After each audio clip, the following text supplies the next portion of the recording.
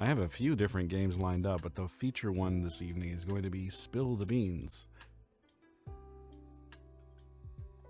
which will be interesting. I don't think I've ever played a visual novel before. I just sort of saw them at some point and thought, well, that's interesting. I don't know if that's for me. I didn't turn my nose up at them. I just didn't see the appeal, but I have it on good authority that they can be fun. My man Loki has recommended once or a couple to me. Danganronpa, I'm probably saying that name wrong. I apologize. And the other one was Valhalla, which looks interesting. I thought, oh, I was looking through indie games to play, demos to play anyway, and I saw this one. I thought, ooh, this is a good opportunity. I'll try this out, and we'll see. Not all are great, but some can be decent. All right, so you have some experience with the genre. Any that you would care to recommend? Because I'm always looking for recommendations, and you've been good for some of them. What was that one that you mentioned that I still haven't played? It was Celeste, and then there was, I have it written down somewhere, the one where you play as the monster. Rip, I cannot remember. Carrion, thank you.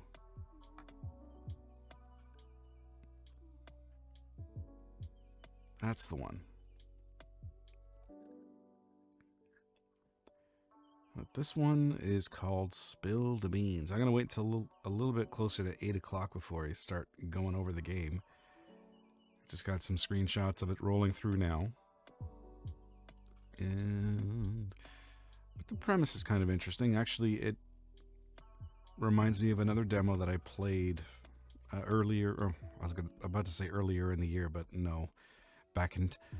Way back in 2024, I played a demo for a game called Crime or Punishment.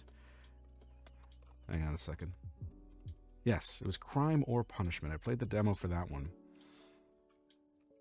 That one had an interesting premise. You play as a detective, and you're a corrupt detective, and you're on the mob's payroll, and your job is to cover up for their crimes. So you go through all of the process you go through the process of investigating, but while you're investigating, you're looking for the most likely culprit that you can frame for the murder or for whatever crime. And you can plant evidence, you can remove evidence that will incriminate somebody you don't want to incriminate.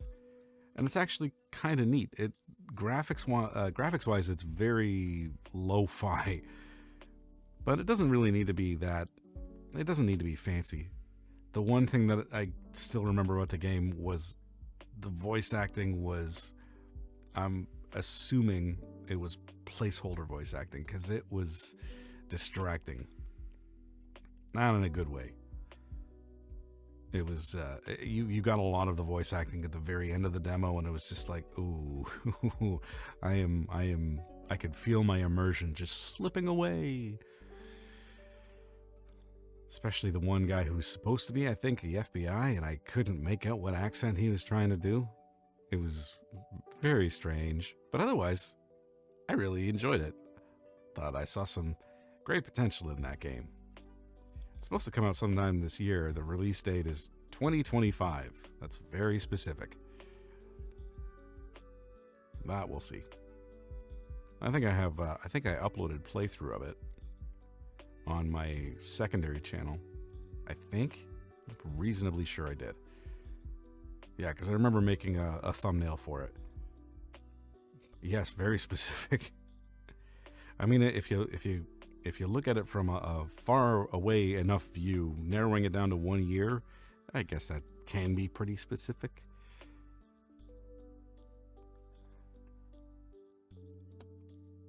Okay, so we have 5 minutes left. You know what? Might as well go through it now. So, as I mentioned, the game that we are playing today is... Oh, shoot, where'd it go? Shit, where'd it go? Oh, right.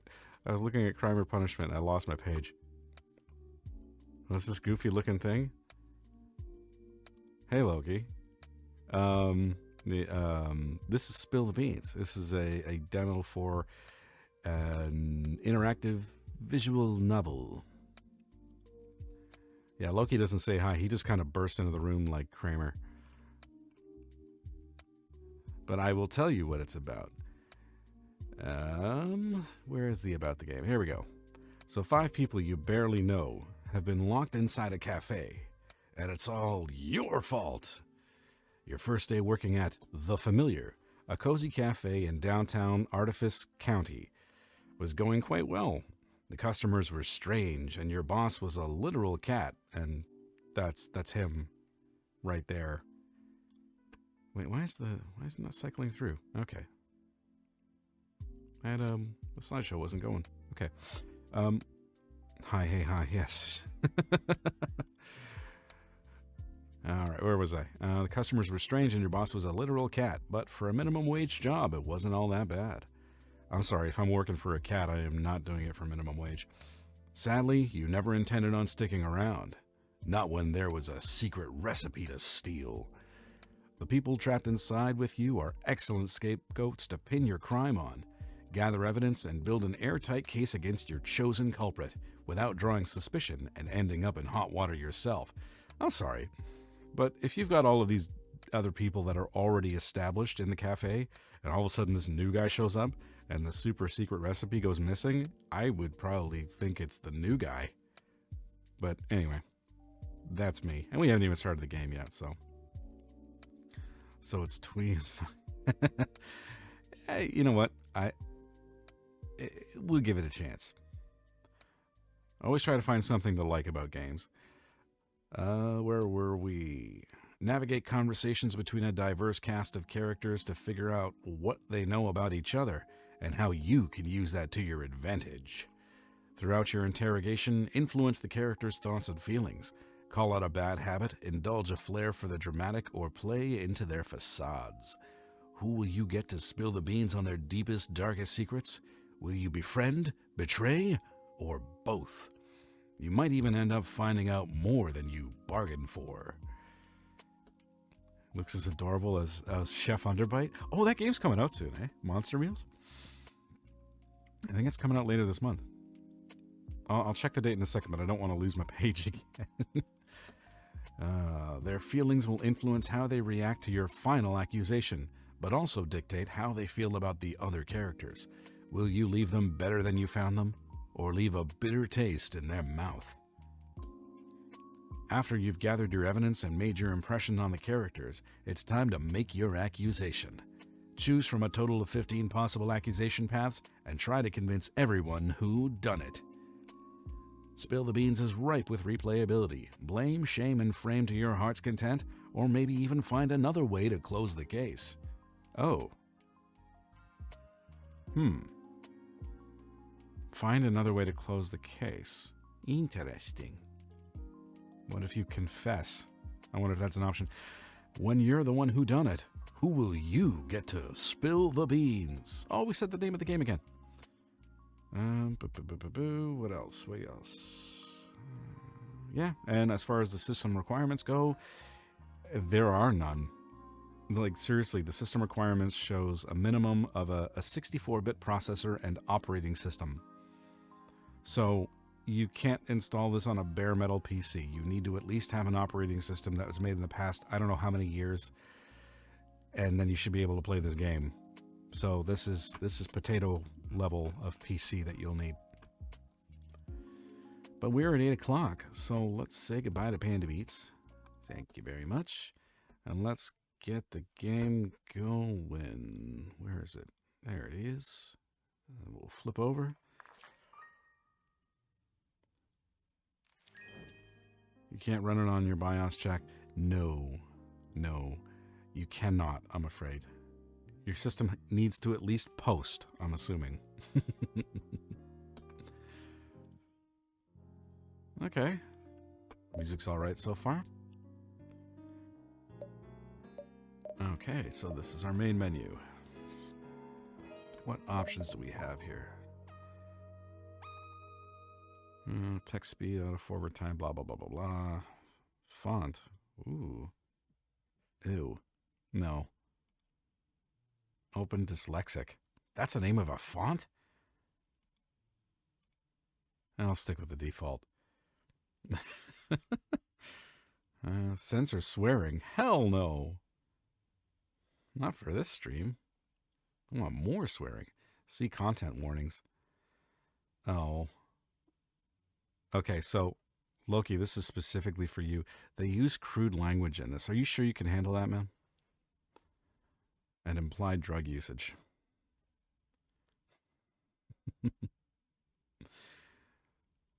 Alright, so... Wait, hang on. Was there more? What's this? Don't know. Don't know, don't know, don't know. Okay, not much there. That's fine. It's a demo. So let's get right into it. You've done it. Against all odds, you managed to pull off the heist. Your shaking, outstretched hands grab the cafe's secret recipe. Thought you were going to read even more cringe crap. Oh, try to maintain an openish mind. Come on. As its power pulses through your body, your heart aches, your breath flutters, mere echoes of what was taken from you. What? Taken from you? So there's a reason you're stealing this. What will soon be yours again. I wonder if the cat's going to end up being the ultimate villain. But at this crucial moment, you can't help but think of the other people in this cafe. The other ones you're about to drag into a complicated criminal mess. You can only blame the scroll's influence for such inconvenient sympathies. If they were in your position, they'd do the same, wouldn't they? They'd know that, after everything you'd been through, this was the only option left. All right, so we have a reason for taking this. People say that Artifice County is the most magical place there is. Yes, Artifice, where 100 years ago the world of spirits cracked the earth and spilled over into ours. All right. Hail and well met from Artifice. That's an interesting looking tower. But now, those spirits work 9 to 5s. Arcane power fuels cars and charges phones. This county, once the cradle of magic, has become as mundane as any other. And an unmagical human like yourself, among shape-shifting sirens, carbon fiber constructs, and wizards, you are exceptional. Exceptionally dull, and exceptionally underestimated. No matter how much you tried to fit in, to love this place and all its wonders, it never reciprocated. All it did was take. All it left you with was emptiness. So we're pissed off, and we're not going to take it anymore. So why not take something back? Steal everything the county denied from you. Fill that gnawing emptiness, then leave it behind forever. Luckily, you know what you need, and exactly where to find it. The Familiar. A downtown cafe noteworthy only for its secret recipe, locked tight in a back room. And conveniently enough, they're hiring. So desperately that they aren't asking for experience or background checks. Take what you want. Take what you can, give nothing back, all right? It's starting to appeal to Loki. We're starting to turn him around. Hang on a second.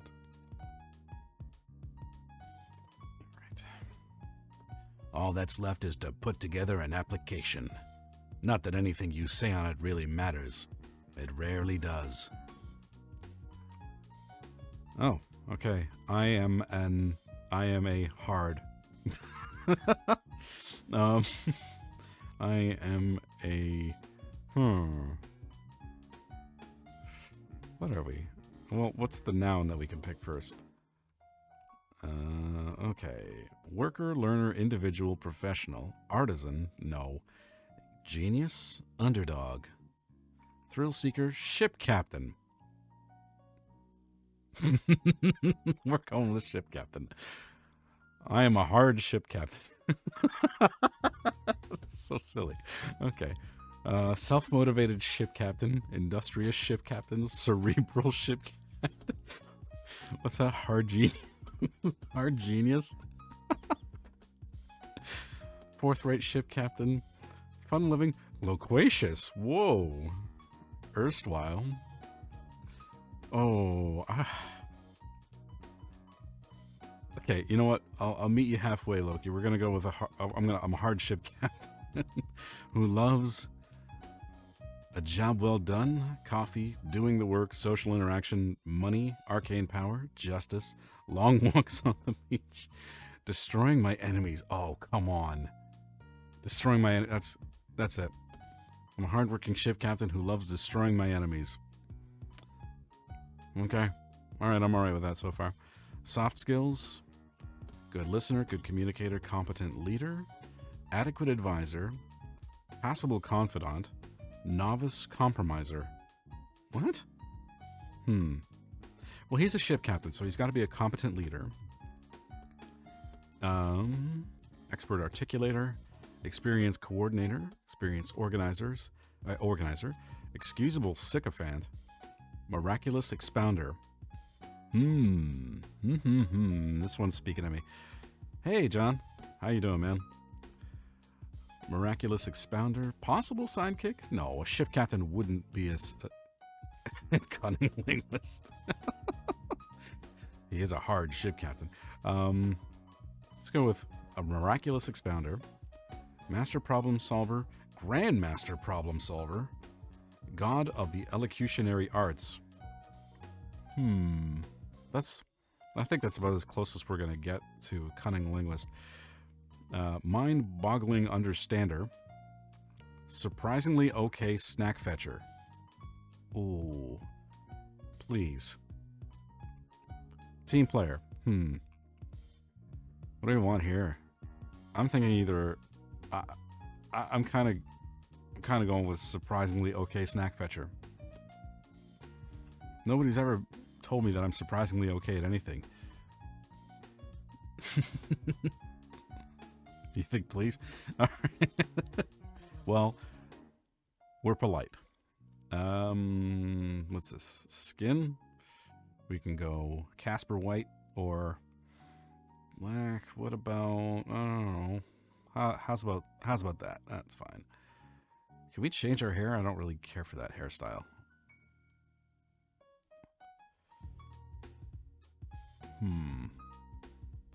Let's be a ginger.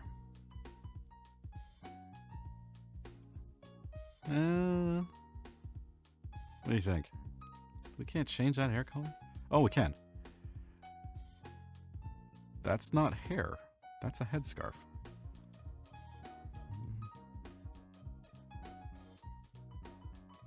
That's okay. Well, let's go with, yeah, that's fine.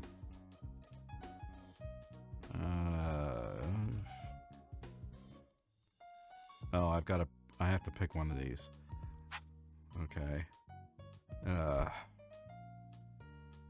wish I could skip this part.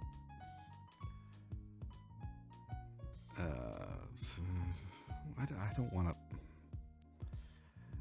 Yeah, that's not an option. Use are or is. They're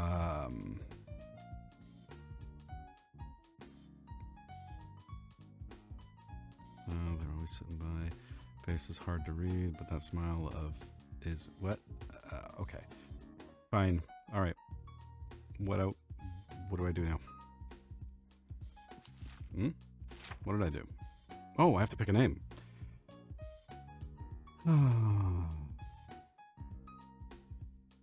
What are we gonna? Captain.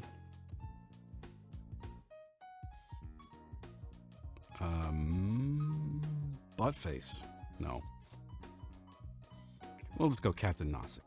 There we go. So did I have to pick this? No, I did. I had to pick something. Okay. That's fine. There we go. Back to Okay, back to noir voice. A few days later, you're face to face with a familiar. While its neighbors are all dust and drywall, its facade seems unbroken, even if the varnish is peeling at the edges. For a moment, nothing. Then you spot a silhouette in the window, who flicks its neon sign to open before waving you over. You cross the street, repeating the details of your plan. You need to get in, get out, and, for the smoothest possible getaway, try to find someone else to take the blame. But can you really do all those things without running into any complications? You've already reached the front door. You can hardly turn back now. Well, I mean, you could. You could just turn around and walk away. But here we are. The cafe laid bare before you is almost indistinguishable from the scant images you found online. All right.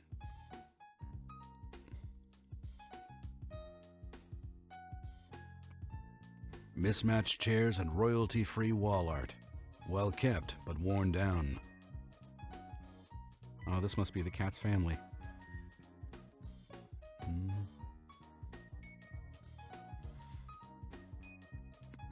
You don't get long to take it all in. A construct towering over 2 meters tall stops wiping down the counter and turns to greet you. What do we got here? Classic coffee, mocha, latte, espresso, hot chocolate, tea. Ask for flavors. Whoa. Is that $8 for a mocha? Jeez. Inflation's really kicking everybody's ass.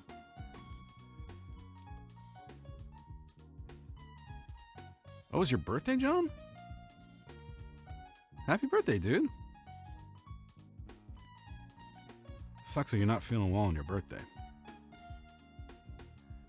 Oh, all these donuts and things have little cat's ears.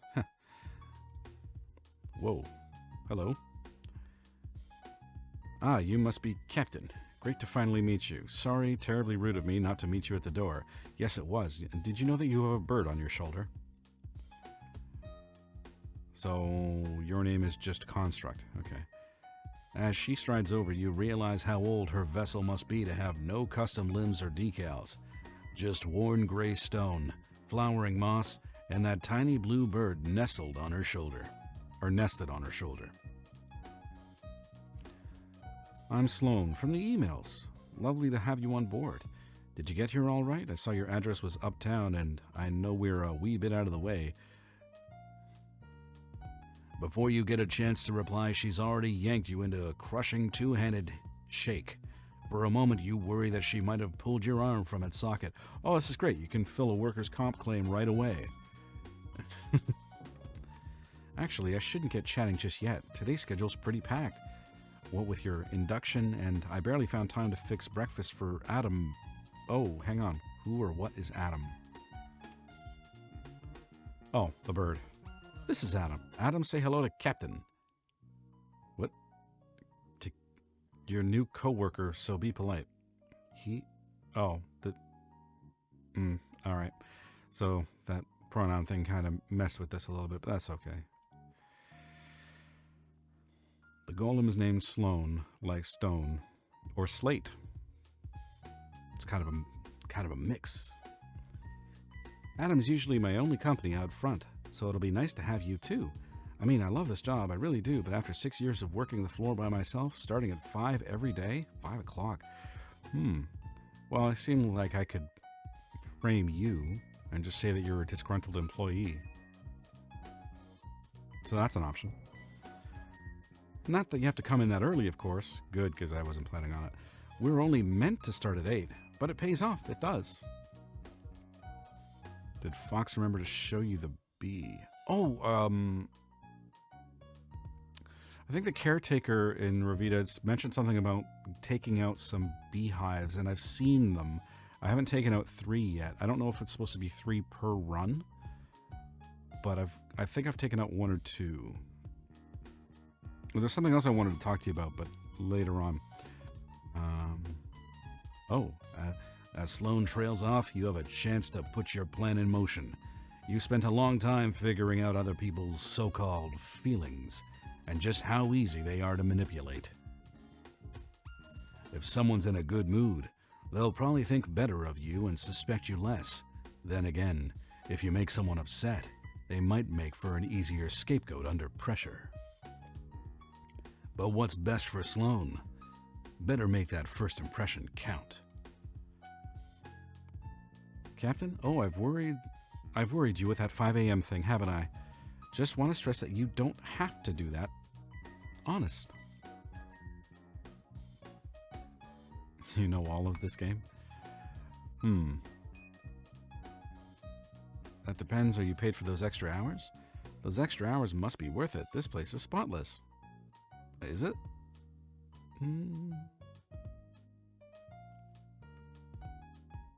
Decrease Sloane's mood to make her more prone to breaking under pressure. This seems really dirty. Increase Sloane's mood to make her a more amenable ally. Well, I haven't met everybody yet, so I want her on my good side. Because she knows everything about this place, probably, because she's here, been here for 6 years, knows all the ins and outs. Yeah, I want her as an ally. Oh, that's sweet of you. I try to bring the best out of the old familiar. Good to know other people actually notice. The lights flicker overhead before Sloane can finish her sentence. Oh, sorry, I thought that was fixed. Should call the electromancer once I get a free moment. Anyway, packed schedule. I've got pastries in the oven, then a delivery after. Come on, let's get you in uniform. If we're quick, I can show you how our recipe works before any customers arrive. Now I'm thinking like a criminal. Sloane strides through the doorway behind the counter, beckoning you into the kitchen beyond. It takes 3 steps to match just one of hers. Ice ICA is the brand of that fridge. No. Okay. The kitchen, built from cool metal and right angles, is warm with the smell of apricots. You breathe it in while Sloane roots through a nearby cabinet, before suddenly sighing. I'll say this now, sorry about the fit. She hands you an apron like her own, exactly like her own, actually, in that it's far too big for you. It's bound to slow you down and make you look utterly ridiculous. What are you doing to me, Sloane? Your one should be here tomorrow. I hope this is all right in the meantime.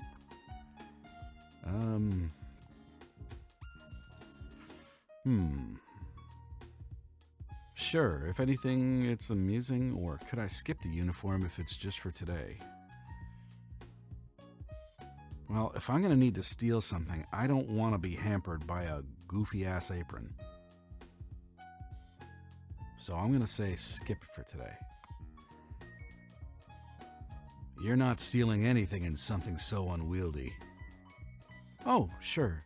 Do take a name tag at least, just so everyone knows you're actually supposed to work here. As you pin your name tag onto your unaproned self, Sloane smiles. It's a stretched, strained smile that pulls her whole face taut. Look, I'm sure not everything you've heard about this place has been grand, but once you put a little elbow grease, she really shines. And I've got a lot of elbow grease. You got a lot of elbow moss, apparently. I just wanted to say that you wouldn't be here if I didn't think you had the same drive. Your application told me that much.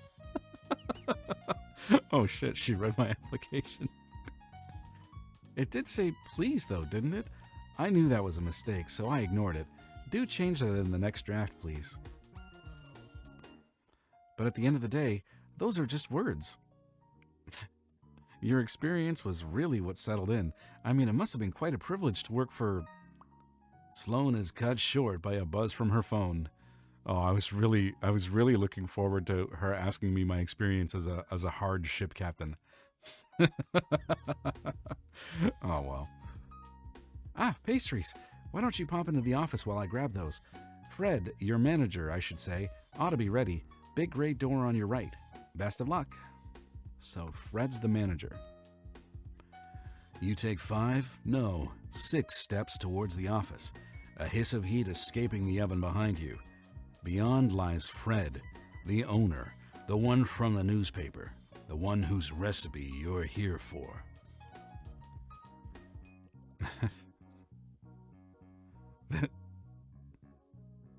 Oh man, his office is looking a little rough. That chair looks... Oh, and he's got a cat bed up here. And lots of papers. He needs a filing system, man. This must be like his first check or something. This looks... That looks like a check, doesn't it? Maybe a business license? I don't know. You ease the door open, but no one greets you. Your eyes are immediately drawn to the colossal metal safe that occupies a quarter of the room, just a few steps away. You knew the recipe was protected, but not like this. The safe looks like it was taken from the set of a heist movie. It should be locking up gold bars instead of, what, a recipe for coffee? But as you run a hand across its surface, wondering just how you're going to crack it open, there's a rustle nearby. You snap upright with a bolt of unbidden adrenaline. Like a dragon emerging from its hoard, a tiny, gold-eyed tuxedo cat rouses from a pet bed on top of the safe. He blinks stickily, then suddenly glares at you. Fur on end, eyes aglow. Don't touch my shit!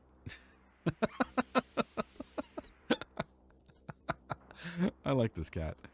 And the day off for your birthday.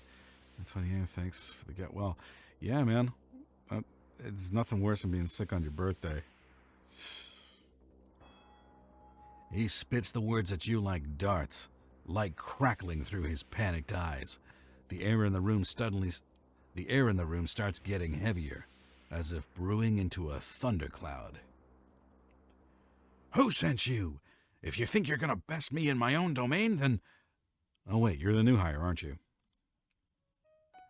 Quick as a power cut, the light in his eyes blinks out, and the pressure lifts with it. The cat sighs, leaping smoothly from the safe to the desk. Sorry, that was unprofessional of me. I'm Fred. Welcome to the familiar. Good to have you on board. Well, given the terrifying magic and the talking... Well, he's not a cat. He's a demon bound to the form of a beast. A familiar, in other words. Oh, you got a tuxedo cat? Oh, I kind of want one. They seem goofy as hell. I tried to put like a collar and necktie on my cat, on Inky, like this, but he wasn't having it. He hated the fucking thing. That's the last time I'm pulling an all-nighter on admin. You're lucky to still be young, human, because after the first century, things get, Sloane wanted you onboarded, right? We have one main rule. Do everything you can to show the economist types this place isn't a bad idea. More than fire safety drills, we need to drive and spite. So that's what I expect from you. Are we clear? Spite. Spite what? Or spite whom? Did you expect I'd even be here today? Now let's kiss the boss's ass. We don't want him to suspect us right away. I gotta find I gotta find a suitable target. Crystal clear, boss. That's what I like to hear. So long as we're all on the same page, you and I will get on just fine. Both cheeks. Oh. We aren't a happy little family here. We're just hard workers. Well, that's great because I'm a hard ship captain. This isn't going to work if you aren't prepared to work just as hard as me and Sloane. I'm not coming in here at 5 o'clock in the morning. Fuck you. As if on cue, Sloane enters the office, a kettle of boiling water in one hand and a packet of coffee in the other. She starts mixing the two in a mug on Fred's desk.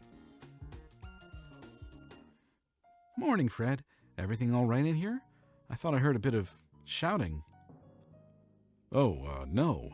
It's all fine. I've just been giving, Fred quickly squints at your name tag, giving Captain the lowdown on the familiar. Our history, what we do, all the good stuff. Sloane gazes at Fred, tracing the tiredness in his eyes. Her smile dims a little. Oh, that's nice. I can join you now if you'd like. We can go over the finer details together. If you've got time, by all means. With firm movements, Sloane puts the kettle down and closes the door behind her. Fred's eyes lock onto your name tag again as he reads it under his breath. So, Captain, let's get down to business. We're open 8 to 5 most days, but your shift goes 30 minutes longer at the end for closing. Anything after that is overtime. I can give you the forms. Aprons go on the hooks in the kitchen. If anything gets spilled on it, don't be afraid to excuse yourself and replace it as soon as you can. Ooh. That gives me an opportunity to leave the storefront and go into the back room if I need to. Okay. Oh, and if you are going to excuse yourself... And on it goes. Sloane and Fred don't speak to you as two different people, but as two halves of one business. Efficient, organized, and trusting one another as best they can. That should be most of it. I'll be with you at the counter for your training, so don't hesitate to ask me any questions. She cuts off again, by her phone. Oh, excuse me. Dave. Who's Dave? This guy. Hey, Sloane. Just unloading the van out back. So, there's your heads up. Thanks, Dave. I'll be right there. Oh, I should be off. Need to give my signature for the deliveries. Thanks again, Fred. Oh, Captain, before you join her, I'm sure you've heard about our recipe. Must be dying to learn what makes the Familiar's coffee so irresistible. It's really crack. It's nicotine. It gives people an addiction to our coffee. This would make a fun TV cartoon.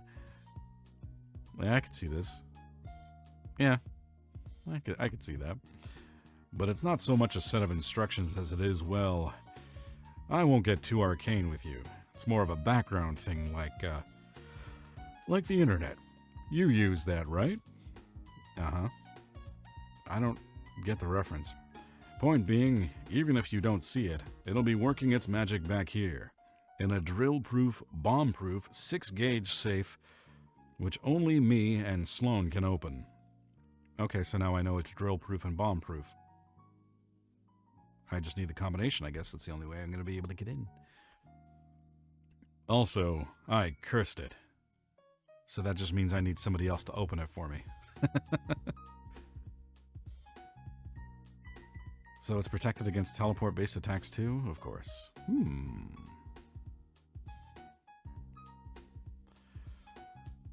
Well, Sloane offered to show me the recipe earlier.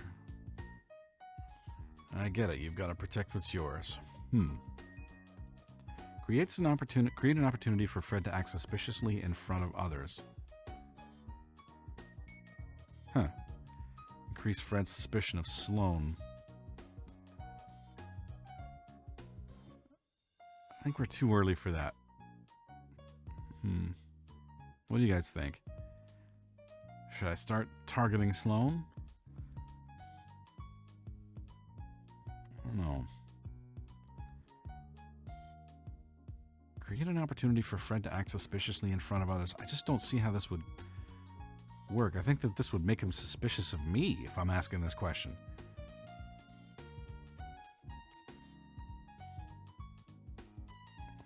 So Loki, you think I should go with teleport suspicion, and Bunny, you think I should go the safe route?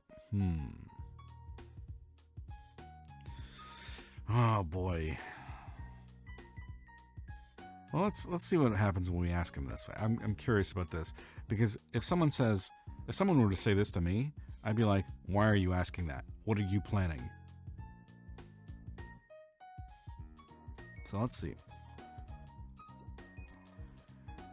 Well, sometimes I need to summon something from inside without opening the door, so, but I guess someone else could. I'll, make sure that's dealt with. And don't worry about it. Oh, I won't, but you should. He looks back at the veritable vault behind him, as if checking that it's still there. I'm surprised he doesn't sleep in the damn thing. Can never be too careful with these things, especially in this economy. I mean, wasn't it just last week that Raphael Hendricks wrote off his beauty store chain? It's inspirational how these CEOs act. Oh boy. Expanding isn't easy. I mean, ideally, we'd have an accountant, a consultant, another chef. But we've got you, and you're one hell of a good start. We always need a hard ship captain, especially with our regulars. You'll meet them soon enough. You should catch up with Sloane. Anything you need, I'll be back here, going over these papers. I wonder if you're going to do what my cat does and just shred them and chew them and rip them apart. As you leave the office, Fred paws a single sheet of paper from the files on his desk. Even upside down, you recognize it as your CV. That's fine, I am so proud of that CV. Not a moment after you enter the kitchen, someone waves at you from the back door. In the doorway next to Sloane is a uniformed courier, a human, just as unremarkable as you. Yeah, but I doubt he's been a ship captain. A precarious stack of cardboard boxes wobbles threateningly behind him. Say, you're captain, aren't you? Sloane was just telling me about you. All good things, I promise. Mostly good. You did put please on your resume like an idiot. Dave gives Sloane a package and gives you a Oh, Jesus. I just completely blew a tire on that word. Dave gives Sloane a package and gives you a conspiratorial eyebrow waggle. He pauses to take a long breath inward through his nose. Is this a potential ally? Oh, is that apricot? So you did go for the new recipe. Fred must have taken some convincing. Oh, I'm just trying it out. We'll see how they sell first. Hey, if I come by once I'm off work, that's one customer right there. Guaranteed. Sloane breaks away to put each package in its right place. Dave looks at you, eyes glistening. Us humies have got to stick together, you know. I wonder if that's what we're going to hear right now. Hey, Captain. Have a good first day, yeah? It's barely started, dude. Decrease Dave's mood to, actually, who cares? He'll be gone soon anyway. Increase, give him a bright start to the day. Or he's hitting on. I could use that. Thanks, I will. He might not be here for it, but if all goes well, today's going to be good.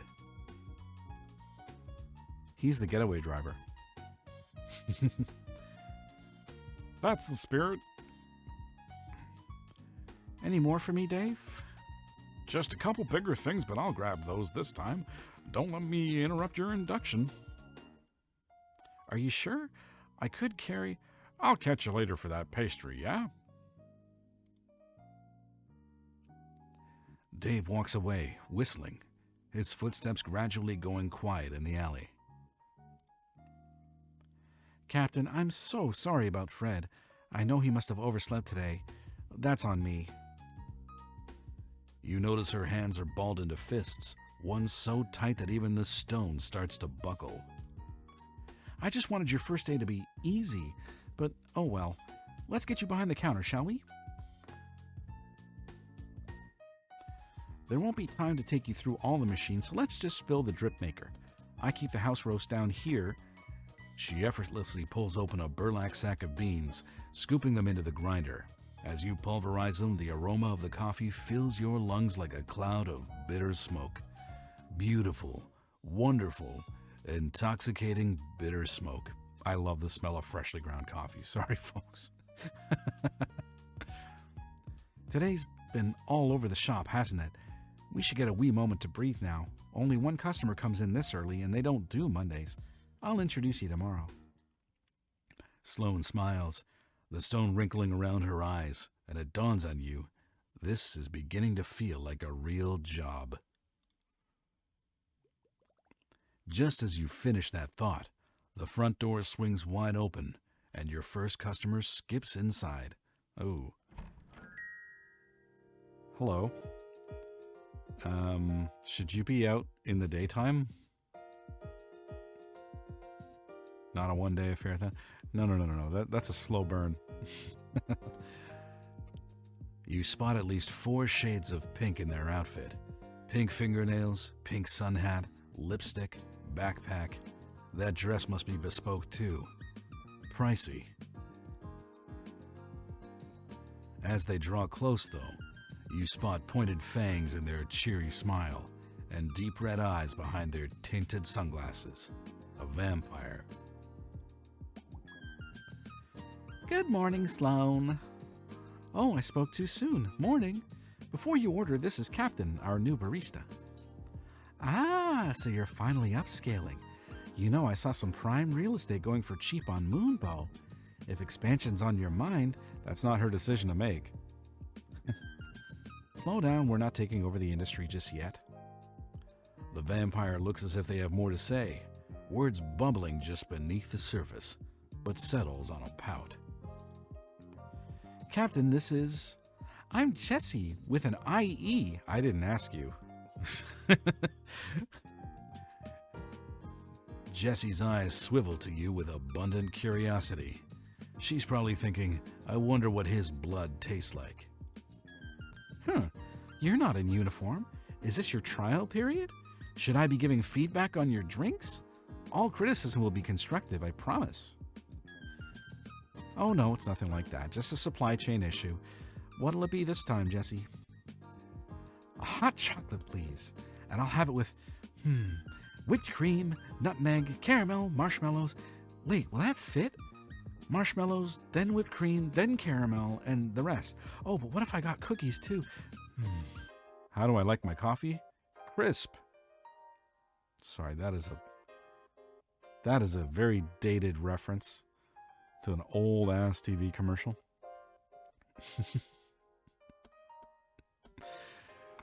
How do I like my coffee, though?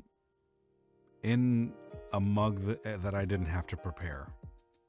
But usually with just cream and maybe a bit of sweetener. That's it. Nothing too fancy. Give me one with everything, and 2 chocolate chip cookies, please. Sloane's already off to one side, rifling through her arsenal of ingredients. Meanwhile, Jessie brandishes a pink, bat-styled mug from their satchel, placing it on the counter as their eyes flick back to you. Even if Sloane and Fred aren't aiming for world domination yet, you're still on the front line of their expansion plans. They're investing a lot of trust in you. What? Okay. This is... I wouldn't talk to somebody who's just started a job. Like, this is not even their first day. I wouldn't talk to them about, like, the future expansion of the business that they're working for. A little... So tell me, do you feel like a good investment? Of course I would. How far are you willing to go to succeed? Why are you asking me all these questions, lady?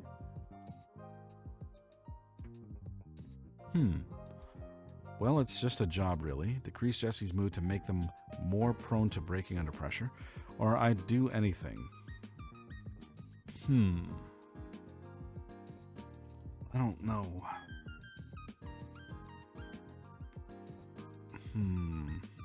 Well, it is just a job, really. I don't really know how to answer this one. I would just say, I'm sorry, lady, I gotta get back to work. Well, it's just a job, really.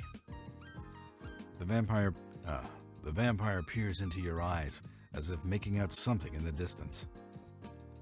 I see. That's all I wanted to know. So, Jessie, what brings you here on this lovely Monday morning? Are you trying out a new schedule? Oh no, I'm meeting the board in person after this. I could use the energy boost. Ah, for your infamous internship. How is your family treating you then? The same way they treat everybody. If I could afford it, I'd be here to help the familiar instead. But then, Fred's just like everyone else. He sees my last name in Hendrix is Hendrix, and thinks I'm some sorceress corporate spy out to suck the proverbial blood from his business. Oh, damn. I probably should have answered that more positively. Oh, she would be a perfect scapegoat. Okay. Of course, the Hendrixes, rich, powerful, and most troublingly for you, magically talented. Jessie looks at you, anticipating your judgment with a flat smile. You know, Fred did say he was looking for a consultant. He called your father cashing out on a failed business inspirational. Quick load? No. We're going to go through this. I'm going to be responsible for all of my mistakes. I want to see how this turns out. Well, you're too fashionable to be a spy. Yeah, let's boost her up a little bit.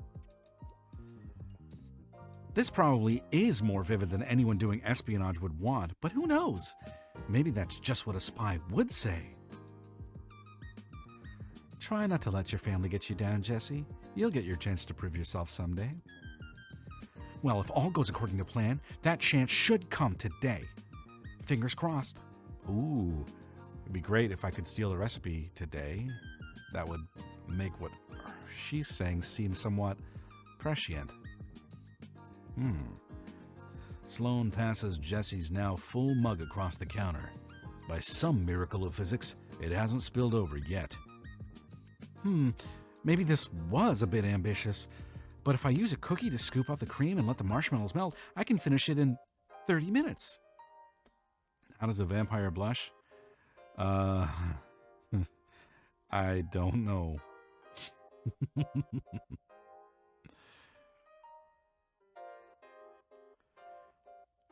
I mean, what's she doing out in the daytime?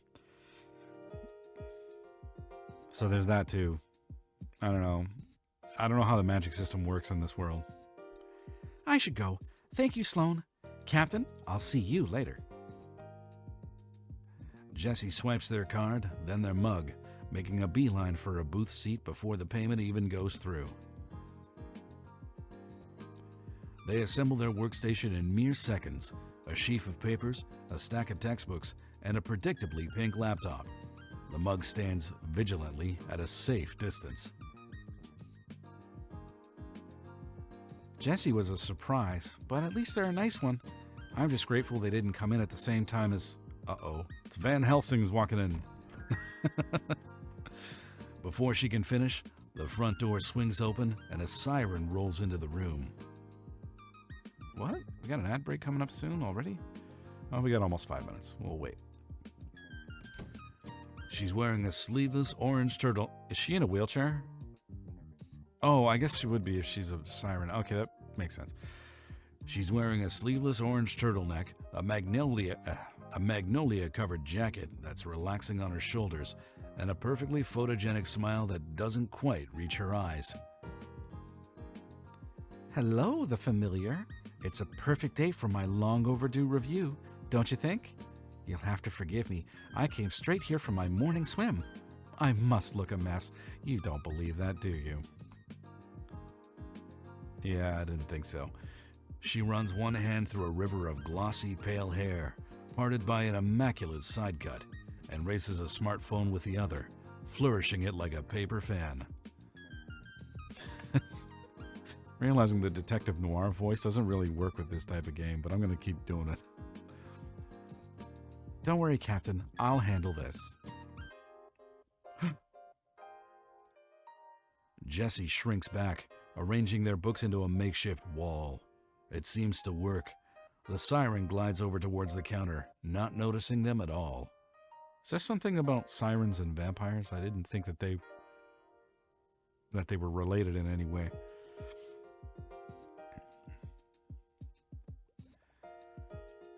Now, Sloane, I know you very well, of course, but for the benefit of both me and my adoring fans, who is this?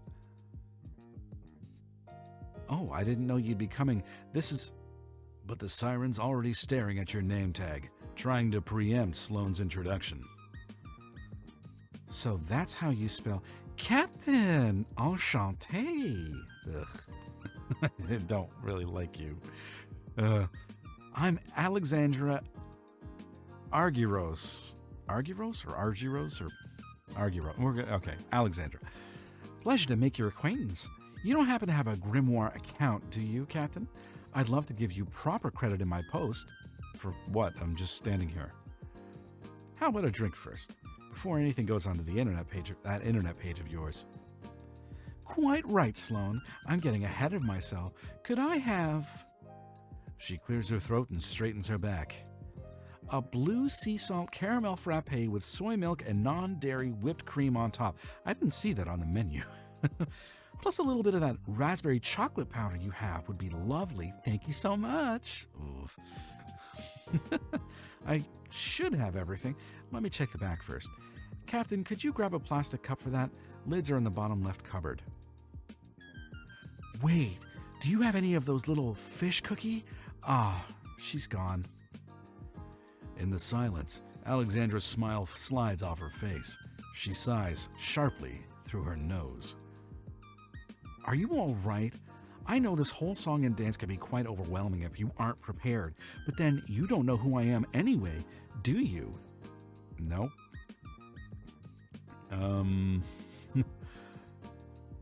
I've never heard of you.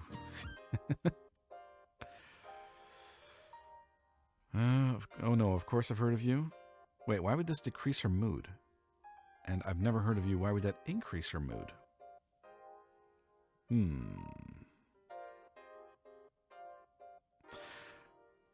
What's the likelihood that a hard ship captain like me would know about a siren that's internet famous? Does Darien produce chocolate, you freaky fish lady?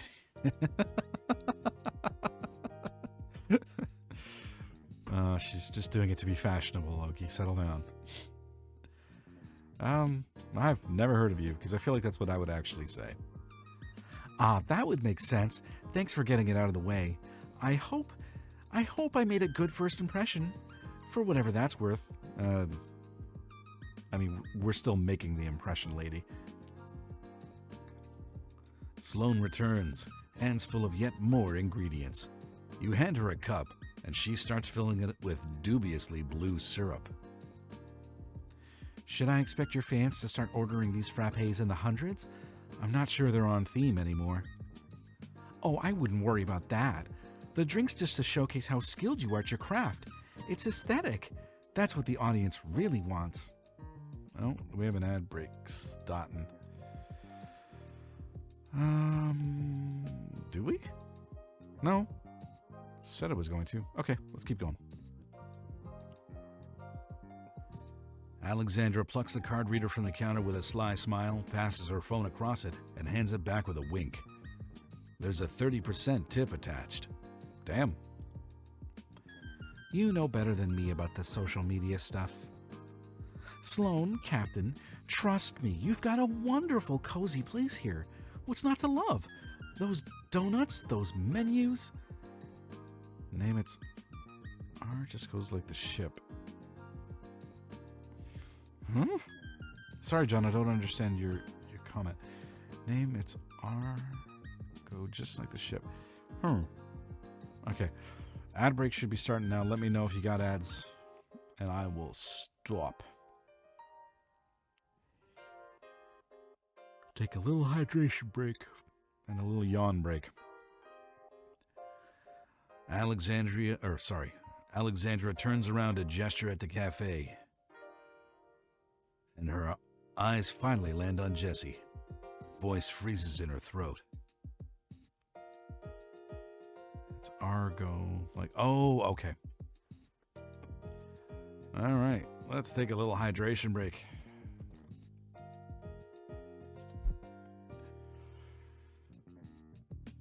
Still waiting for this to kind of flesh out. I realize there's probably not going to be a ton of Argo just like the ship. Okay, thanks, John. I don't know how far we're going to get into this because it's a demo for a visual novel, so I don't think we're going to get anything that's close to endgame, so we'll see. It's a lot of reading involved, but I guess that's normal for a visual novel.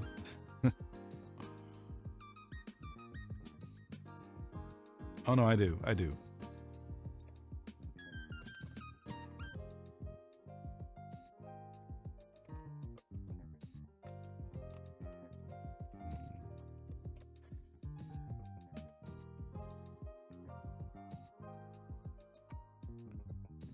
Momentarily dumb. Story of my life.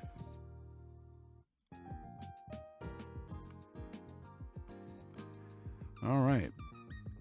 Loki's back, and since you were the only one that said you had an ad, I'm assuming that it was just targeting you. All right, let's continue. Oh yeah, so she spotted Jessie now, and now they're gonna fight. And while they're fighting and everybody's distracted, I'm gonna go steal the recipe. If only it were that easy. Jess? She turned into a bat. Eek! What the fuck? Oh no, Jessie. Alex, why did you pick today of all days to come in? It was on my page. Perhaps I should have dropped you a message. Sorry. Oh, were they in a relationship of some kind? I bet that's it. Do you... Ellipsis? More ellipsis? This is supposed to be awkward silence. Sloane puts the finished frappe to one side, pushing past you to tend to the transformed Jessie. Alexandra squeaks a little closer to you. I'm sorry, Captain. Drama's the last thing I'd want to bring into this establishment. Or to Jessie. Somehow I don't believe that. Oh wait, there's fish flakes on the I didn't see this before. So they do cater to Jessie, or not Jessie, Alexandra. She plucks the frappe from the counter. You're not sure how anything that color could taste any better than tolerable. I know when I'm not wanted. I'll just snap a few photos, then be on my merry way. The lighting's not ideal, but I can fix it in post.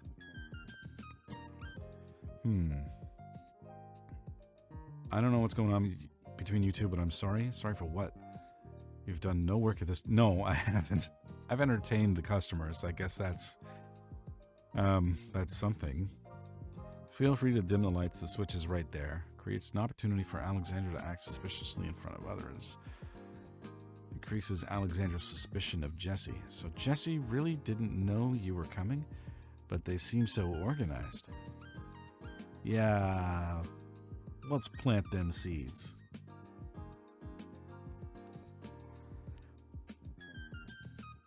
That's why I thought I'd be all right to come in today. I didn't want to give them a nasty surprise, and I thought they'd know from my page. With a final smile, Alexandra takes her drink to the cafe's centermost table, posing it like an art exhibit. Jessie, still a bat, keeps staring at her, but she doesn't look back.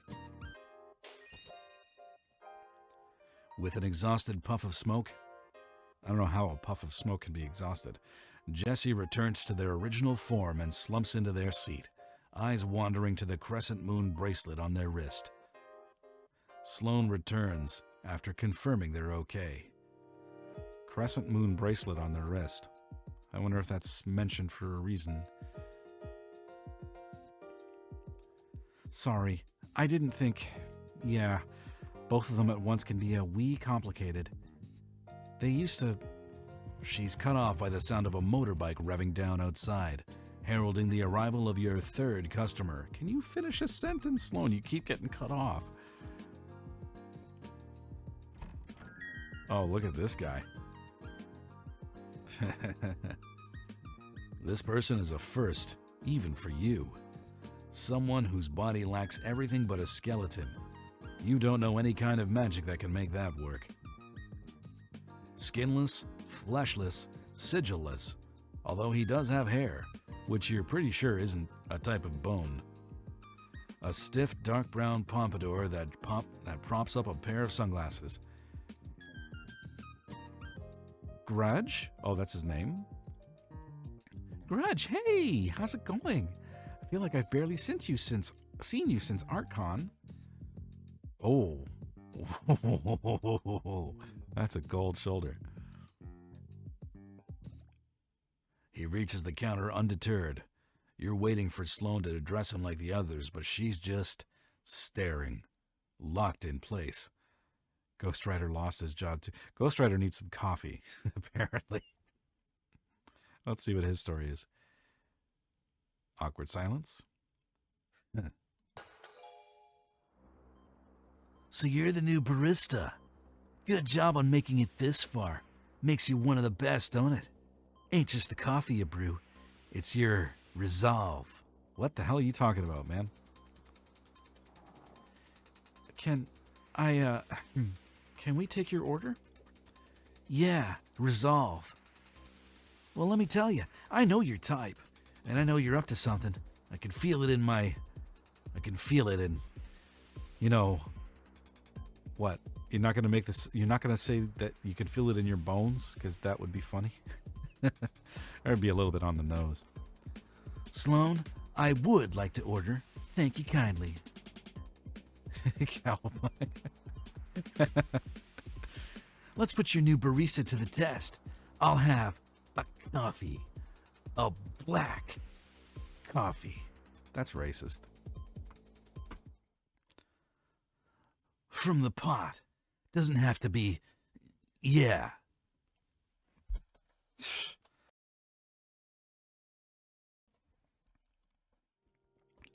I think we might, Sloane's eyes bounce between his skull and the coffee pot on the counter.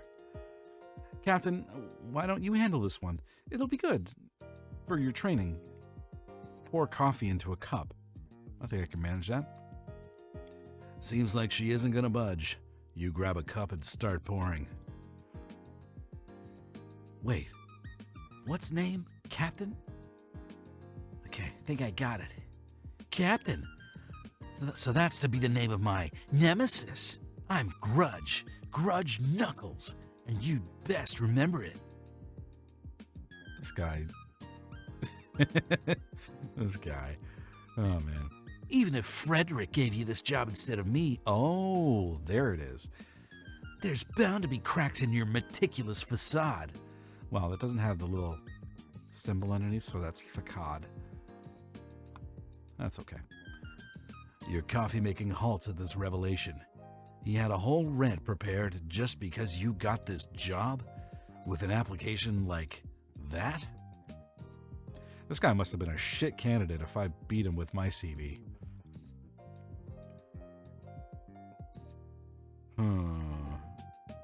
You caught me. This is all a ruse. No. I want another option that says, fuck you, buddy. But I guess that's this one. You're making it obvious why they didn't pick you. Ah, hitting me right in my non-existent heart? You're gonna make a fine nemesis, that's for sure. Much as it pains me. Physically. You present the now full cup to Grudge. He daintily drops in a sugar cube, then stirs the coffee with a bone-like spoon, which he apparently just had, loose, in one of his pockets. Nice try, Captain, but I know coffee when I see it, so there's no way this... He puts it to his jawbone and takes a delicate sip. The liquid seems to vanish as soon as it enters his mouth. Damn it, it's just like usual. They get it right so quick. So bitter, yet so energizing. Fine, I'll hand it to you, Captain. Looks like you're real lucky. That's a decent cup of coffee, but beware. I'm watching you. I didn't even brew it. It was already brewed by Sloane. I just poured it into a cup for you. You're really dumb.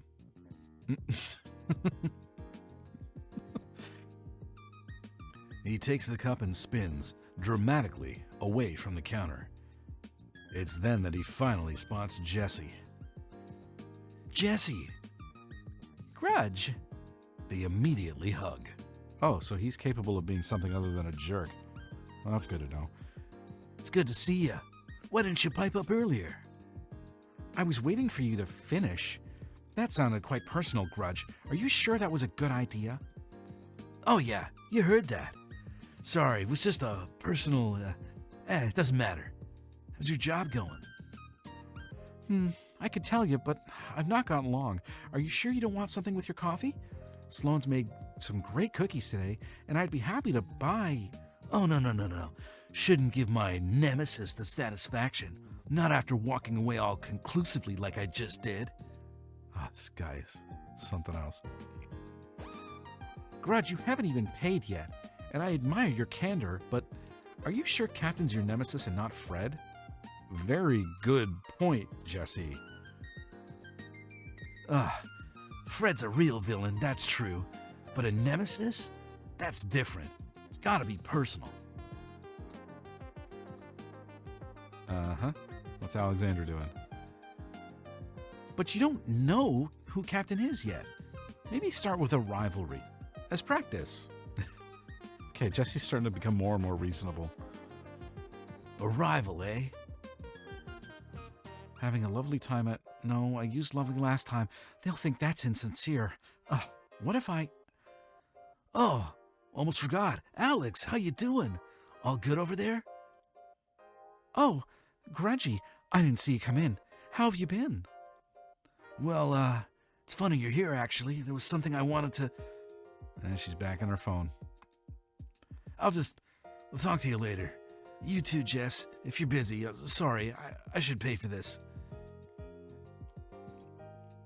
Grudge sheepishly returns to the counter, hands fishing... Oh, sorry, let me start this one over again.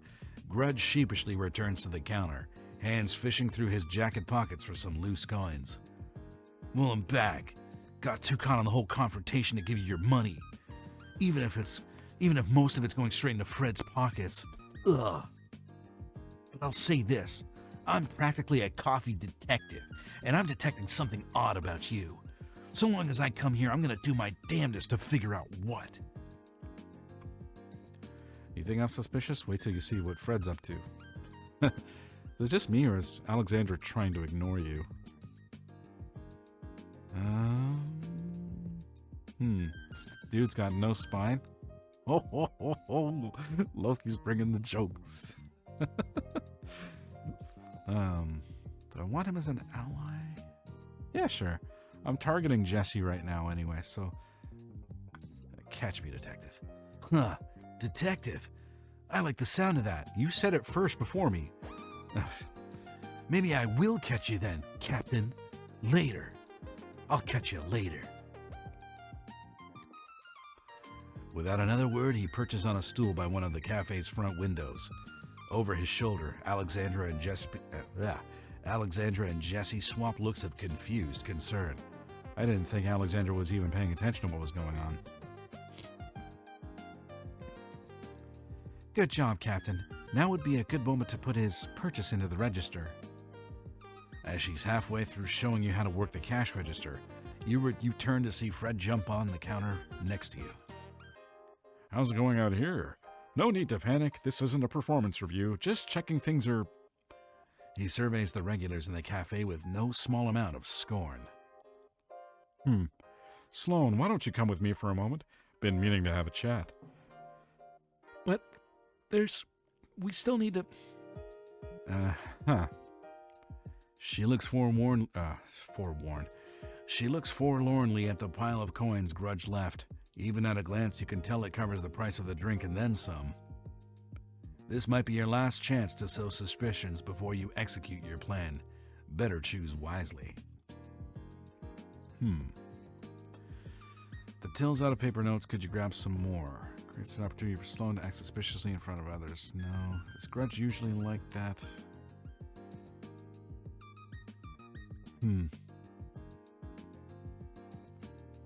Well, I've had her on my good side so far, so I still... And I have Grudge on my good side. But... I don't really know what to do here. I'll deal with this, whatever. Sloane nods, clearly grateful for this brief reprieve. I don't know what's supposed to happen right now. As silence returns to the room, so too does your opportunity. But you can't help but overhear Fred and Sloane's hushed conversation in the kitchen. I should probably listen to that. I'm just saying, if our best regulars keep bringing their drama here, no one else is going to want to stay. With a sigh, Sloane leans against the kitchen island, the full weight of this morning's events seeming to suddenly sit on her shoulders. They're good, reliable customers, and sure, things have been tricky, but we've got Captain now. With a little hard work, we can turn this around. Besides, aren't there enough names on your board of bands already? Let's not add any more while we're going through a rough patch. Oh, they have a band board. I didn't see that. They didn't show that to me yet. She side-eyes a corkboard near the walk-in fridge. There must be at least 24 names on there, each marked with a reason for ban in vindictive felt tip. I know, you're right. It's just, I haven't even cast an anti-summoning ward on this place. Not exactly a recipe for success. I did want to talk to you about our recipe, actually. You know, since we've got a new hire and... Can we just deal with one thing at a time? First priority is cutting down costs. Now I noticed the price of algae extract for that blue drink got hiked up, and I figured... my nerves are a mess. I should just cast that ward. I'll be out front. What are you doing now, Fred? A sudden knock on the back door stops her from following after Fred. Oh, Dave's back. Oh. That dude. Let's deal with that first. One thing at a time. Mumbling to himself, Fred assumes a position at the very center of the cafe. That storm cloud feeling starts to rise again as he begins his spellcraft. While Fred's presence draws a little attention, you start rifling through your bag, making sure you can take any opportunity to launch the heist. At the sound of Fred's chanting, Jessie looks up from their work and gives Grudge a baffled shrug. Grudge moves over to them, just as confused. Ban Fred from his own store, it's perfect. Jess, what kind of spell is that? Oh, judging from the symbols, it looks like an anti-summoning ward? Odd. Why would he want to stop anyone from getting in? So that made Jessie suspicious of Freddy Boy.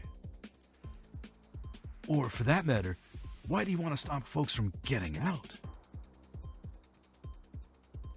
In the background, Alexandra tries her best to get a clear shot of her drink, but Fred is perched in the way. Freddy, darling, you wouldn't mind scooching a little to the right, would you? Since you don't consent to any photos, and I'd like to respect that. Freddy? Alexandra, I've got bigger things to worry about than photographs right now. I'm addressing a security concern, in case you hadn't noticed. Bigger things? What bigger things, Fred? We're all you got. Maybe start acting like it. Ooh, Grudge is making a point, actually. Grudge, that's not a very smart thing to say, is it? Not another fight? Grrr. It's then that Sloane joins you in the main room, dusting her hands clean from Dave's latest packages. 1 second, folks.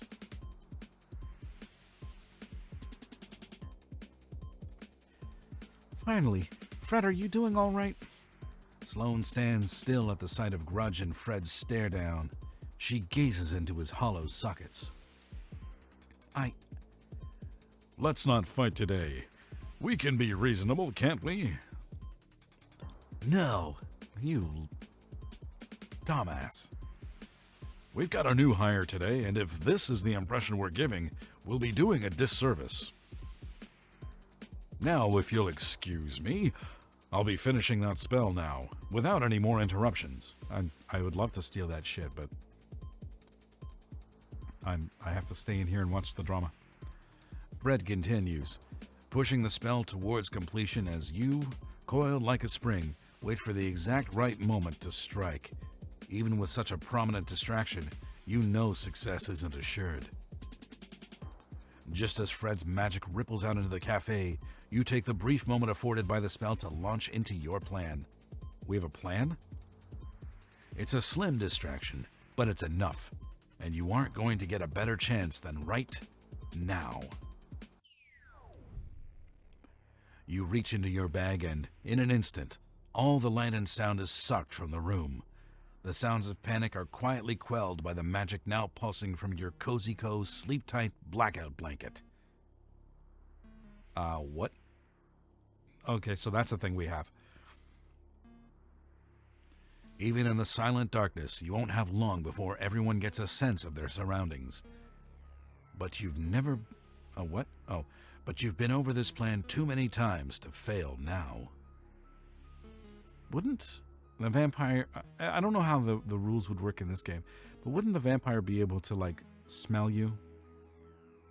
Or, like, detect your body heat? I don't know. The rules for vampirism might work differently in this game, especially because she's out in the daytime and she hasn't burned to a crisp, so whatever. Step 1, take 3 steps into the kitchen, then 5, no 6 to the right. You paw for the door handle and slip into the office, thankful that there wasn't an apron to stop you.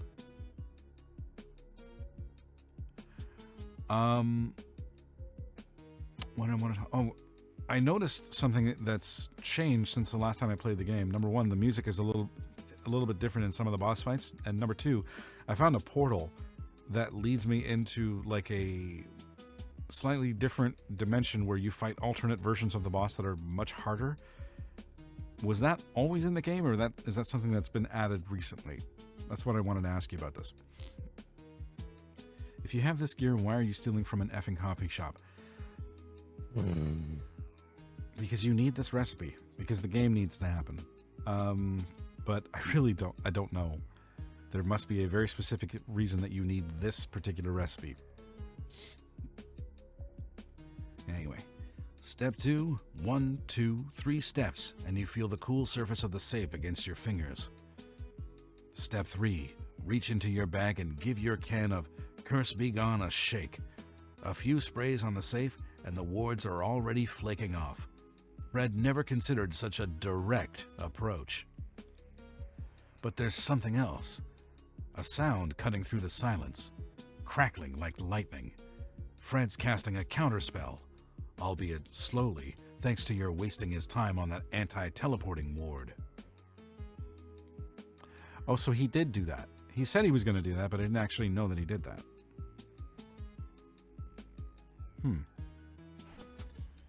Step 4, spin the wheel and heave the safe door open. Feel around inside until you've done it.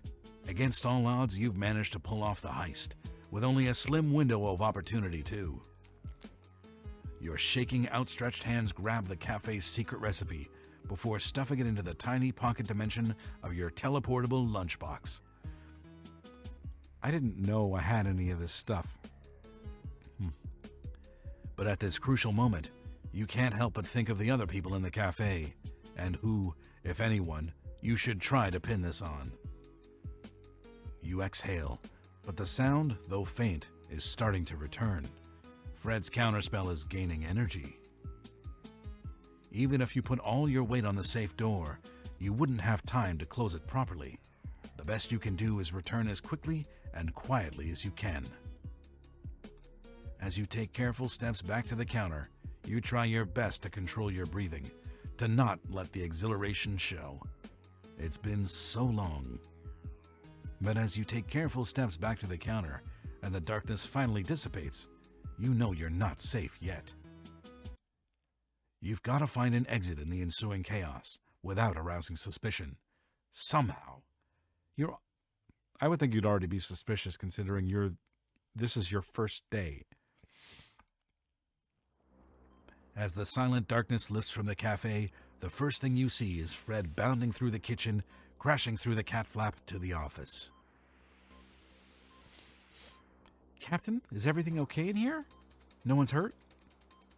What was that? Blackouts don't usually come with spontaneous hearing loss. Is it possible with lights and sound enchantments? Oh, sorry. It is possible with sound and light enchantments, but it's rare they're so dramatic. Did Fred's spell backfire somehow? Always been in, you just unlocked it, and lots more. Yeah, I got an achievement for beating one of the bosses, and then I think at the next station, it put me back into the regular world. But yeah, I know I've got a lot more to accomplish. I've beaten the final boss. I started playing it again recently, and I think I've beaten Acceptance 4 times now, and every single time the letter that you get at the end is a little bit different. I've been taking screenshots of them. But I know that there's more. I know that there's another boss that I haven't even seen yet. And that's what I'm working towards. Do you know if Fox has beaten the game yet? Anyway, back to this. Jessie, we don't have any enchantments like that. This wasn't planned. Huh. The plot thickens. Wait, where'd Fred go? Before anyone can move, Fred rushes back into the room. Nobody leaves! His eyes crackle gold, and chains of light fly across the cafe. The front doors, the windows, the back door, no exits are spared. We can do this the easy way or the hard way. Understand? And if you aren't going to turn yourself in, I'll just root you out myself. What? I'm sorry, but whatever just happened is your business. I'm not missing my meeting. I don't think you can detain these customers. That's kind of illegal. 3 different areas, too. Ooh. All right. I'm sure you have a plan, Frederick, but is it really necessary to trap us inside your lovely cafe? If you wanted us to stay, you didn't have to do that. And what are you accusing us of exactly? Sitting perfectly still while you messed up some spell? Fred, what's going on? While the lights were out, someone went into my office and somehow opened the safe, which means one of the people in this room has stolen our recipe. Our secret recipe. Quick, throw coffee on them. Pocket sand, and then just bound out of there. It's as if the whole room flinches. Suddenly, everyone's looking at everyone else, wide-eyed, searching their faces for the slightest trace of an answer. Jessie seems to be evaluating everyone in turn, but their piercing red eyes burrow into Fred for the longest. Hey, Nina. How's it going? Alexandra, meanwhile, throws Jessie a sly glance, reconsidering them for a fraction of a second. Most importantly, however, no one seems to regard you for very long. Why wouldn't they? Why wouldn't Grudge? He's the guy who's, like, upset that he didn't get the job. He should be, like, staring me down. But that means, no, this is fine. We can deal with it. It's all right. Well, good luck with that. I'll be on my way. Ha! Good luck getting past my magic. I might only be a familiar, but I promise if you try to leave, you'll regret it. Jessie's eyes flicker across Fred's barrier, prying for any weaknesses in the spellcraft. Seems a little suspicious that she's trying so desperately to leave. Frederick, please, I understand that you're stressed, but it'll be easier to figure this out if we aren't in a locked room, won't it? Yeah, and how do you know it's just one thief? What if it's a conspiracy against all of us, finally getting our revenge? Why would you say that? You just made yourself more suspicious, you dumbass. It's going okay. My boss decided it was a good idea to send personal message to all connections for the comments, and it turns out no one replied to him. And now his words, I don't know, I won't be involved anymore. You handle it. Well, if he's leaving hands off, then that's great for you. It means you can do things the way that you want to. All right, what's Sloane saying? We don't have to act like vigilantes. I'll just call the police and... Enough! Enough! This place is sealed and nobody leaves till we find out our thief. Thief, singular, Grudge, because if it was any more, you might have actually succeeded. What?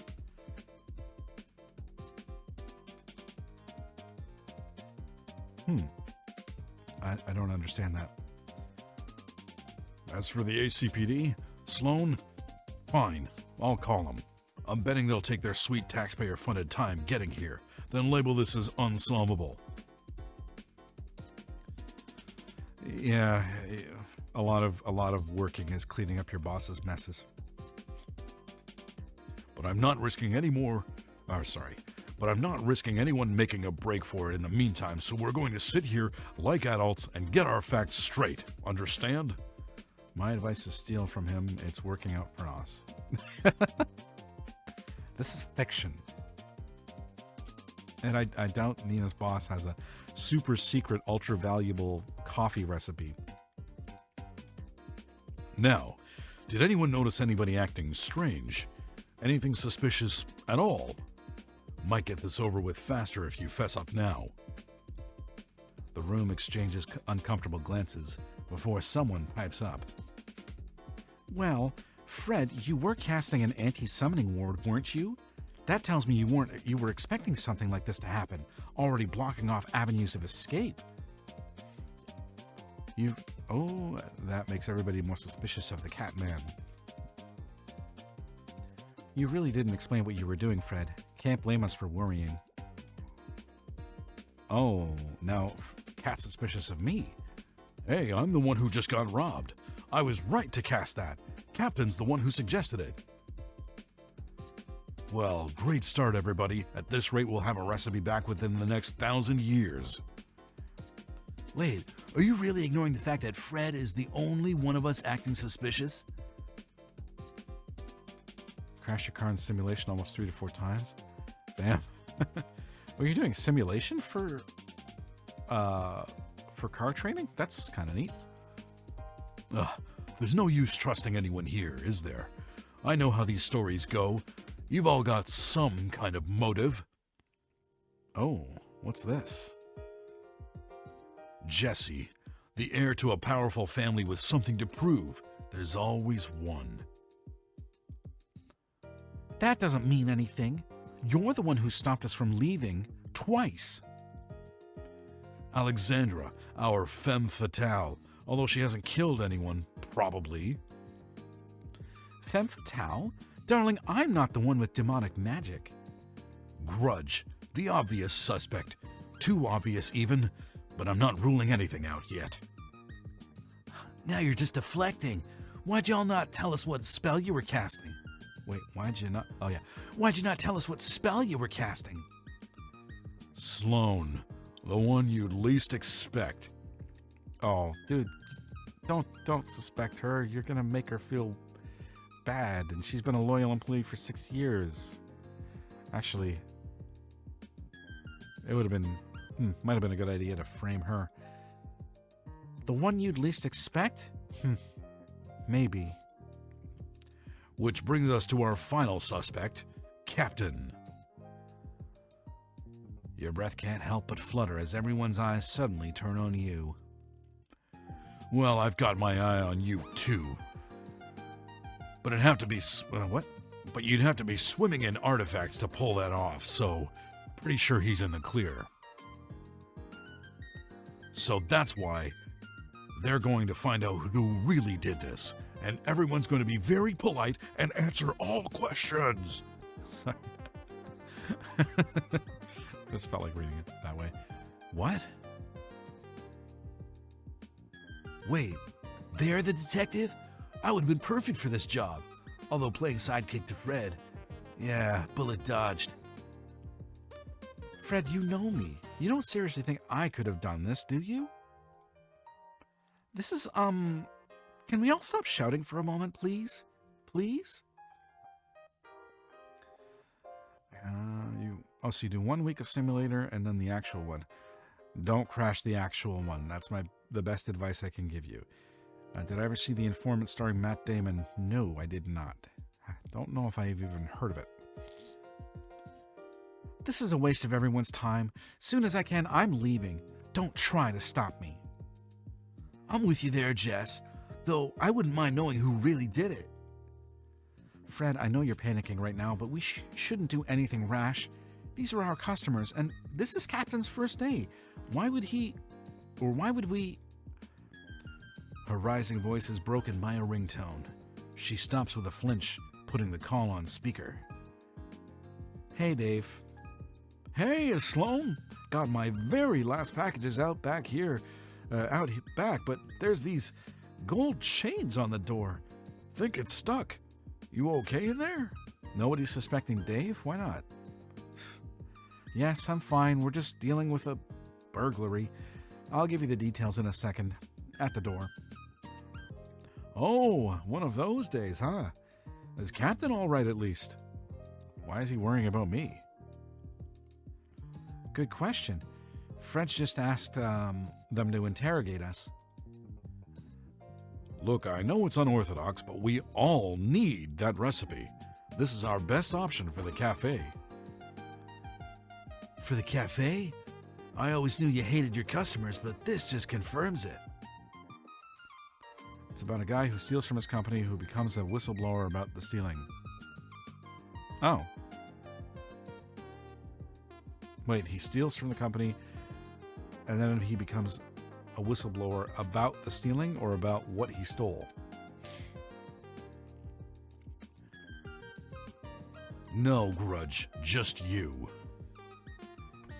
Can we please not fight already? We're not going to solve whatever this is by shouting. Yeah, it's getting a bit loud over the speaker. Captain, what do you actually want to do? Leave. Leave with my ill-gotten gains. If I'm getting paid either way, I might as well. Let's all calm down. We're on the same side. I don't know. This is a pretty bad first day. About the stealing. Oh, okay. Was it a good movie? Did you enjoy it? I'm going to go with this one. This is a pretty shit first day. Dave liked that. Sloane liked that. I didn't see who. Everybody else disliked that. Okay. You don't think anyone here besides Sloane appreciated the reminder? Exactly. No one wanted things to turn out this way. We all agree on that, but we can still make it better. Hey, when I told you have a good first day, did I jinx it? Oh, my bad. You liked it? Okay. Look, are we doing this or not, Captain? If I say no, will you let me leave?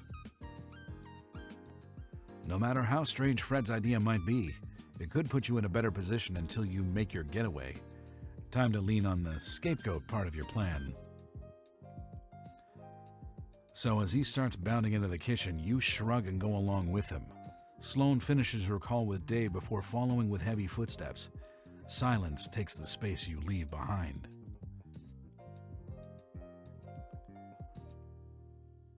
All right. Do you want to talk about any of that? Just relax for a minute, Sloane. I'm going to check for clues in my office.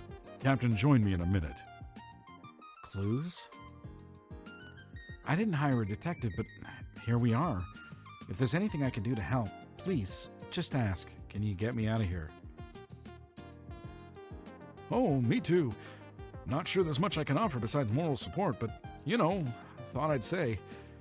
Can't leave till the delivery's done, is all. Thanks, Dave. I think we could use the support while this gets sorted.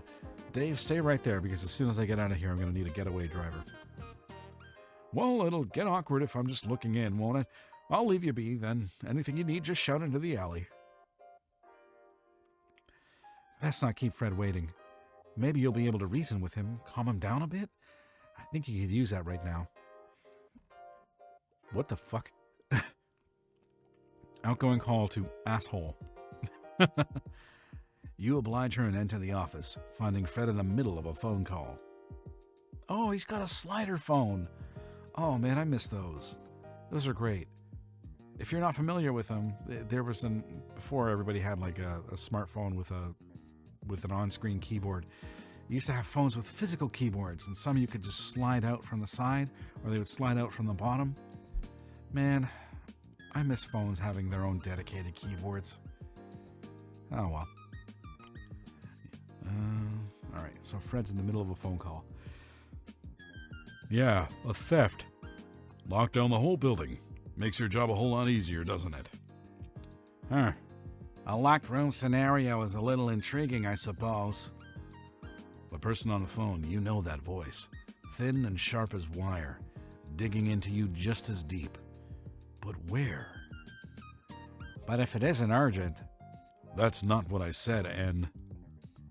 You're not exactly getting picked off one by one. I'll be happy to be there at the earliest convenience. Our department's very busy otherwise. That was the fanciest shit in the early 2000s. Yep, and that was dope as hell. You'll solve it by yourself. Really.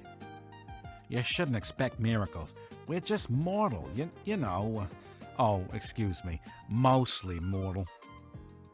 Man, Fred, charge your fucking phone. A self-satisfied laugh crackles through the receiver. It bounces off the back of your skull, ringing like tinnitus. Wow. If you show your face in my business... What's going on? I'll see you later, familiar. What? I don't understand that conversation. I thought they were being friendly. Let me go back here. Lock down the whole... Okay. Lock scenarios, intriguing exposed person on the phone, blah, blah, blah. But if it isn't urgent, that's not what I said. Not exactly getting picked off one by one. I'll be happy to be there at the earliest convenience. Our department is very busy otherwise. You'll solve by yourself, really. You shouldn't expect miracles. We are just mortal, mostly mortal. A self-satisfied laugh crackles through the receiver. It bounces off the back of your skull, ringing like tennis. If you show your face in my business... Huh, okay. But then again, the name on the phone did say asshole, so maybe they don't have a good relationship, and maybe I just misread that. That's possible. Ugh. Why did I expect anything else? After dialing all those tiny keys, too. Ah, Captain, here already. As you probably heard, the ACPD is taking its sweet time, big surprise. But we don't need them. We'll do the real work. Plan is, you find our prime suspect before the ponies get here and mess everything up. You can do that, right? It's 1 in 4. Logical deduction. Well, you're still a suspect, pal. Fred sneaks a not-so-subtle glance at your CV across the desk. Should be easy for, a hard ship captain like yourself. Yes, this happens a lot at sea. A ship captain? Not sure how those skills will transfer to... Oh, that's business speak for leader, isn't it? Apologies, I'm not fluent in bullshit. Okay. Fred is kind of winning me over a little bit.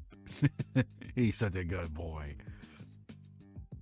Oh, and you like destroying your enemies. That's exactly what we want. Destroying our foes is one of the Familiar's core values. Wait a second. What? Okay. All right, pal. I'm kind of regretting stealing from this guy now. I kind of like him. Right. Let's put those soft skills of yours to use. Imagine I'm one of the suspects. What would you ask me? Did you steal the thing? Hey, do you have the recipe? I mean, I would ask this. You did it, didn't you? Just confess. If you admit it now, we promise we won't be mad. Oh, that's such a weenie answer. I'm going with this. Hey, so do you have the recipe? If it was that easy, we wouldn't need detectives. It's not like... He stops to breathe out as much tension as he can manage. I mean, are you even trying to find the right suspect here? We need eyewitness accounts, motives, that sort of thing. Stuff like, what were you doing when the lights went out? Or, how do you feel about the familiar? Or, what's your relationship with Fred? You know. If that's what he wants while you're trapped here, that's exactly what he'll get. If you find us a prime suspect with a convincing case, I mean something thoroughly investigated, we can put things back to normal. Things are going to get complicated once he shows up too, so I'd appreciate having someone on my side when that happens. I know how this sounds, it's a dumb idea, but it's the best I've got right now, and if we don't do something, this place is going under. All our livelihoods are at stake here, so get out there and catch us a thief. I mean, I haven't even been paid for this day. I don't really have much of a livelihood here. If I get fired, I get fired. It's whatever. Whatever. Okay. Please. Oh, he said please. He's a soft, cuddly cat. Cuddly kitty cat. He's got a little heart on one of his paws. Oh, it's adorable. Okay, Fred, for you. Because you're such a soft, cuddly boy. Your plan went off without a hitch, until it didn't. And while your boss might be I'm going to start this all over again. Your plan went off without a hitch, until it didn't. And while your boss might be paying you greater attention, he doesn't think you did it. At least, not yet. And if a real detective from the ACPD is coming, no doubt they'll find out you're the thief. That is, unless you have a convincing scapegoat. With evidence of a motive and the others on your side, you might be able to clock off at the end of the day without handcuffs. Until that happens, Fred's magic will keep you trapped here. I feel like this is the end of the demo. So with that, your investigation begins. Not to find who did it, but to find the perfect person to blame. To be continued. All right.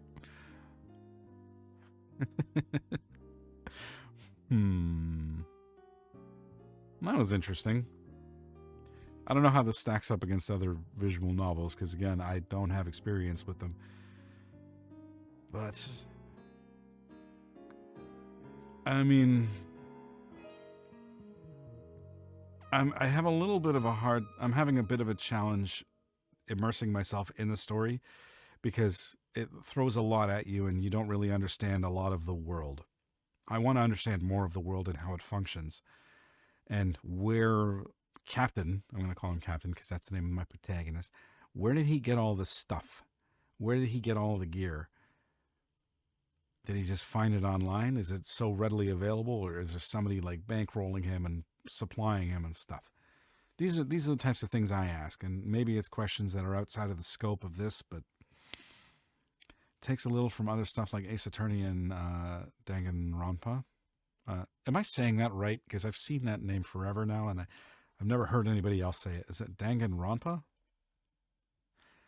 Ace Attorney I've seen, and that game looks like so much fun. So over the top, and I think that's what I love about it.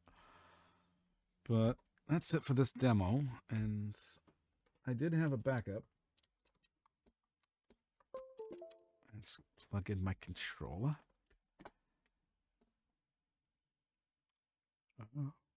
Okay, so yeah, so we don't actually get to the investigation, but we have an understanding of how it works as far as building trust with people you want as allies for you, and planting the seeds of suspicion amongst other people, while also making yourself seem less suspicious. Although I still don't understand why you wouldn't suspect the new guy. If everything's running smoothly with your business, and all of a sudden this new guy shows up, and everything turns to shit, I'm like, yeah, I'm going to suspect him. It's one word, but there's no easy English translation. It literally means to win an argument with bullets. Whoa. That's neat. All right. Cool. Yeah, I mean, this is the best visual novel I have ever played. It is the only visual novel I've ever played.